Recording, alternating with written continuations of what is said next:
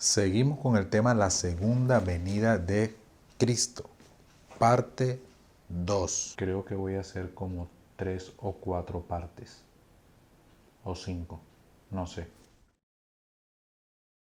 Ya nos quedó claro qué es la segunda venida de Cristo, cuándo va a venir, cuándo va a ser esa venida y para qué viene Cristo a la tierra, cuál es el propósito del regreso o el retorno del Señor al mundo. Pero aún quedan muchas interrogantes como la forma en que Él va a venir. Antes de hablar de la forma que enseña la Biblia que Cristo va a venir por segunda vez a la tierra, yo creo que es importante resaltar un punto muy importante que a veces pasamos por alto y que la mayoría desconocen. Para eso vamos a ir a Mateo capítulo 24, donde ahí está lo que hoy quiero hablar. Mateo capítulo 24, versículo 1 al 2.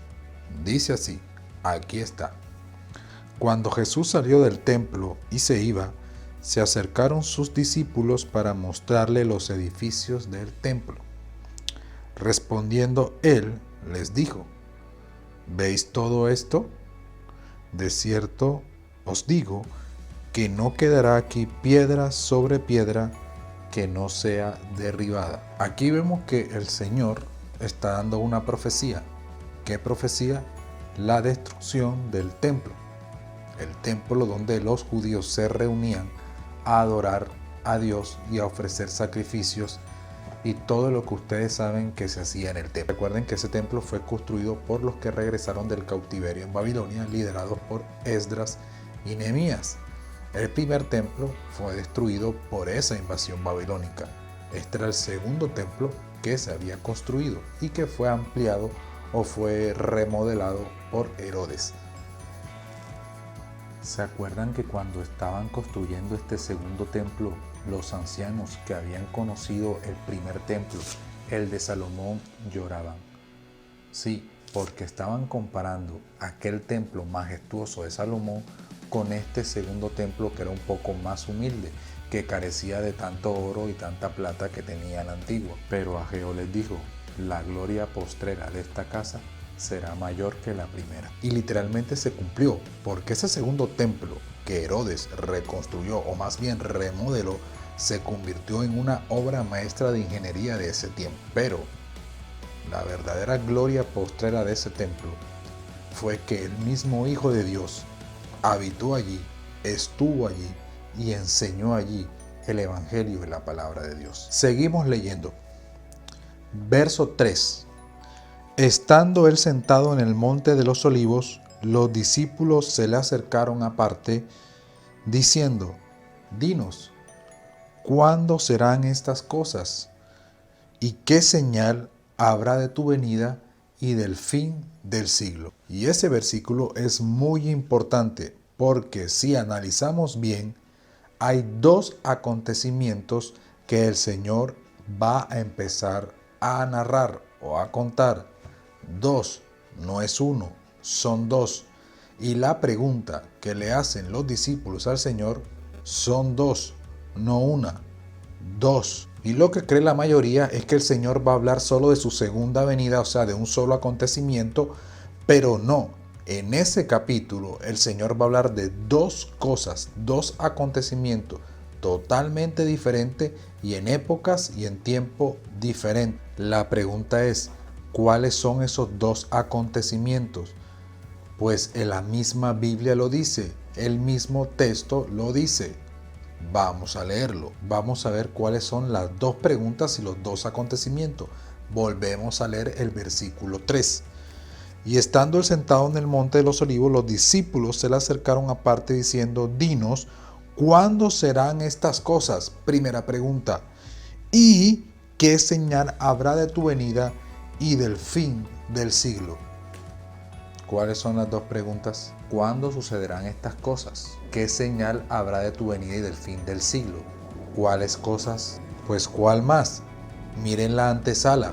Él les dijo una profecía. El templo iba a ser destruido. Por eso ellos preguntan, ¿cuándo sucederán estas cosas? La destrucción del templo, estaban preguntando. Y el Señor les va a narrar cómo va a suceder o cómo va a acontecer esta profecía de la destrucción del templo. Y esto es algo que la mayoría, incluso predicadores y maestros de la palabra, pasan por alto, porque creen que el Señor va a describir los acontecimientos de su venida, pero olvidan que también el Señor está hablando de la destrucción o del cumplimiento de la profecía de la destrucción del templo de Jerusalén. Ahora vamos a buscar este mismo pasaje, pero en otro evangelio, en el Evangelio según San Lucas, que está un poco más detallado y mejor explicado. Vamos allá, vamos a leer Lucas capítulo 21, versículo 7. Y dice: y le preguntaron diciendo: Maestro, ¿cuándo será esto? ¿Y qué señal habrá cuando estas cosas estén para suceder? Las mismas dos preguntas. Ahora vámonos al versículo 20, que es el que nos interesa. Vamos al 20. Dice: pero cuando vieres a Jerusalén rodeada de ejércitos, sabed entonces que su destrucción ha llegado. Y sigue diciendo el Señor: entonces los que estén en Judea huyan a los montes, y los que estén en Judea huyan a los montes, y los que en medio de ella váyanse, y los que estén en los campos no entren a ella. En otras palabras, huyan de la ciudad. Los que estén afuera de la ciudad no entren a ella. Los que estén en ella huyan a los montes. Y así pasó. Muchos cristianos se salvaron de este acontecimiento porque huyeron de la ciudad a las afueras, a los montes. Seguimos en el verso 22. Porque estos días son días de retribución, para que se cumplan todas las cosas que están escritas. 23. Mas ay de las que estén encintas y de las que críen en aquellos días, porque habrá gran calamidad en la tierra e ira sobre este pueblo, y caerán a filo de espada y serán llevados cautivos a todas las naciones, y Jerusalén será hollada por los gentiles hasta que los tiempos de los gentiles se cumplan.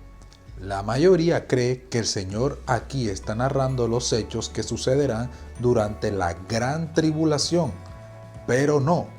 El Señor está narrando aquí las cosas que pasarán durante la destrucción o el cumplimiento de la profecía de la destrucción del templo de Jerusalén.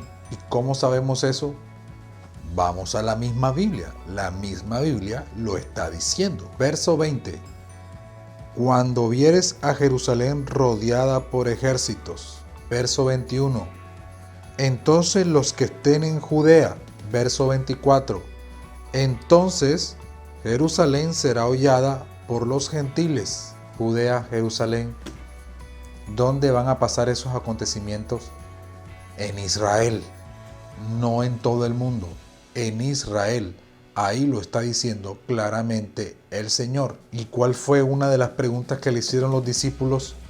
¿Cuándo sucederá esto? ¿Qué es esto? La destrucción del templo de Jerusalén. Vamos a leer un texto paralelo que tiene mucho que ver con estas palabras que está diciendo el Señor en Lucas capítulo 21. Lucas capítulo 23, versículo 28. Aquí lo tengo. Vamos a leerlos. Lucas capítulo 23, versículo 27. Vamos a leer lo que aquí lo tengo. Y le seguía gran multitud del pueblo y de mujeres que lloraban y hacían lamentación por él.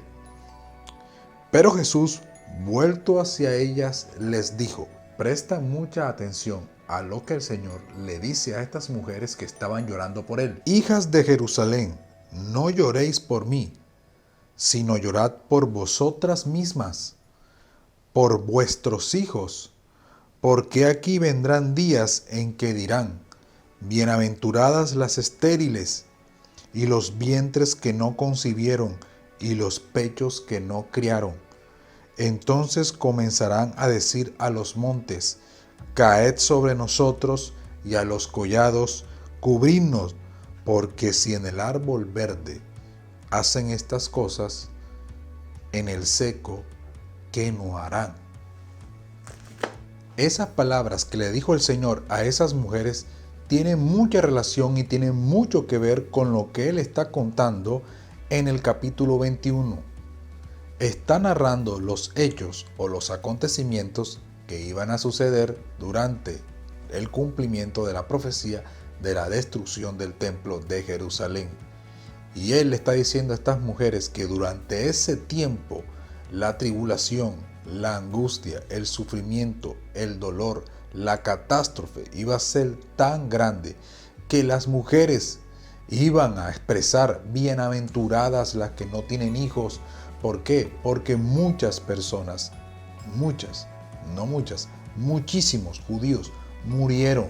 Hubo una masacre total, grande, durante el cumplimiento de esa profecía. Y ustedes pueden investigar la historia. En el año 70 Roma sitió Jerusalén, entró a Jerusalén y hubo una guerra de Roma contra los judíos y hubo una gran mortandad. Flavio Josefo, un historiador judío, narra que literalmente por Jerusalén corrían ríos de sangre de tanta muerte que hubo en ese tiempo. Y esto no era nada menos que la retribución y el pago de Dios con Israel por haber matado al Salvador, por haber traicionado y haberle dado muerte a su hijo, quien venía a enseñarles el camino de la verdad. Pero ellos, ¿qué hicieron? Lo mataron. Y en este momento, en ese acontecimiento, se estaba cumpliendo no solo la profecía del Señor, sino el castigo de Dios con Israel, cuando dijo: su sangre sea sobre nosotros. ¿Se acuerdan la parábola de los labradores malvados? También trata de este acontecimiento, de este mismo punto. Recuerden que el Señor de la viña envió a su hijo, y ¿qué hicieron los labradores malvados? Lo echaron fuera y lo mataron, refiriéndose el Señor a lo que acontecería con él mismo, que Israel iba a matarlo a él y que el Señor iba a retribuir por eso y que iba a entregar su viña a otras personas, es decir, a los gentiles. Y el conocimiento de Dios, su verdad, su palabra, ya no iba a ser exclusivo de los judíos de Israel, sino que iba a ser para todo el mundo, iba a ser para los gentiles, para todos. En otras palabras, Dios estaba dándole carta de repudio, de divorcio a Israel, e iba a conseguirse otra novia. Y el sello de esa carta de repudio, el sello de ese divorcio, fue la destrucción de ese templo, porque ahí cesaba de una vez por todas el antiguo pacto, el antiguo método de sacrificios para obtener el favor y la misericordia de Dios, e iba a empezar el tiempo de la misericordia, de la gracia de Dios. Por eso ese templo Dios lo destruyó. Era la carta de divorcio que Él tenía para con Israel.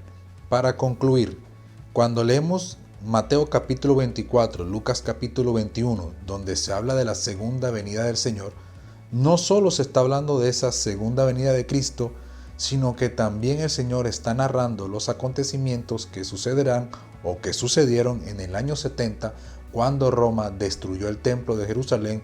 Hubo la guerra de Roma contra los judíos y hubo una gran mortandad y un gran juicio de Dios sobre ellos. Dios se estaba divorciando de Israel para dar luz a todas las naciones, a todos los gentiles, a toda la humanidad. Así que la idea es que estudiemos bien la Biblia, que analicemos bien cada texto, que analicemos el contexto, porque la idea es que no tragues entero. La idea es que no te quedes con lo que te enseñan en los púlpitos, con lo que te enseña tu pastor. No, tienes que analizar, tienes que estudiar, tienes que comprobarlo por ti mismo si es verdad o es mentira lo que te están enseñando. Tienes que ser como los hermanos de Berea, confirmando en la Escritura si eso es cierto o no. No te conformes, estudia, lee, profundiza. Ese es el propósito, para que te inquietes a conocer más de Dios y su palabra.